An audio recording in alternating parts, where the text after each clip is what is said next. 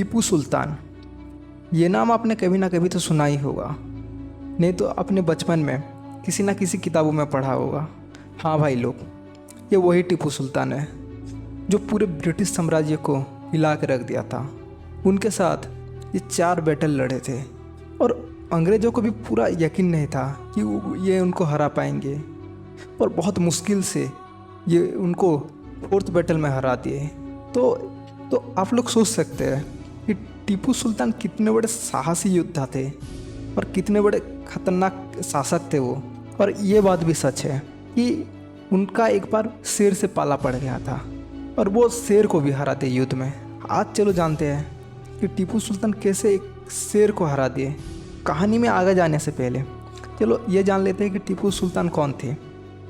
टीपू सुल्तान दोस्तों मैसूर के एक शासक थे।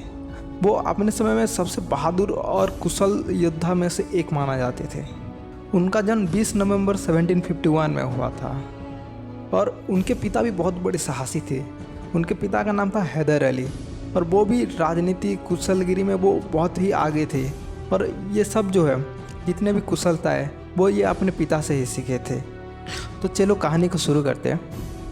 एक बार क्या होता है कि टीपू सुल्तान अपने कुछ विश्वसनीय लोग और अपने अंगरक्षक के साथ जंगल में घूमने के लिए चले जाते हैं।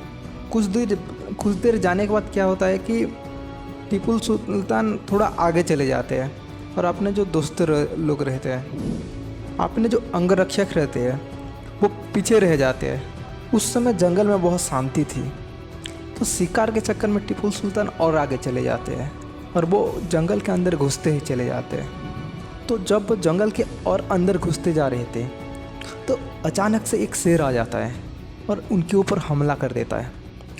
पर टीपू सुल्तान वहाँ से बिना डरे बिना कुछ किए वो जल्दी से अपने तलवार निकाल लेते हैं और शेर के आगे कर देते हैं। शेर ने टीपू सुल्तान के ऊपर अपने पंजे से जल्दी से हमला कर दिया, पर टीपू सुल्तान उसके हर बार को अपने तलवार में रोक रहते थे।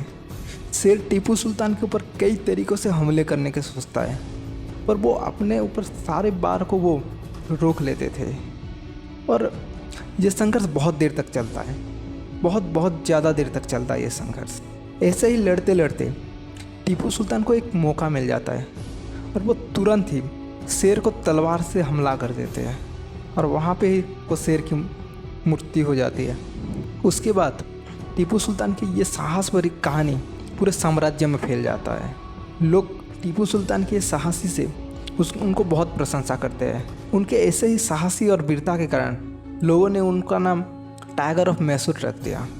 हाँ दोस्तों, आपने जो बचपन में पढ़ा है टाइगर ऑफ मैसूर, और ये कोई नहीं बल्कि हमारे टीपू सुल्तान है। इस घटना ने टीपू सुल्तान को एक महान योद्धा के रूप में स्थापित किया और उनके राज्य में उनके प्रति सम्मान और विश्वास को और बढ़ा दिया। यह कहानी इतिहास में एक अमर घटना बन गई और टीपू सुल्तान की वीरता और सदा के लिए यादगार बन गया।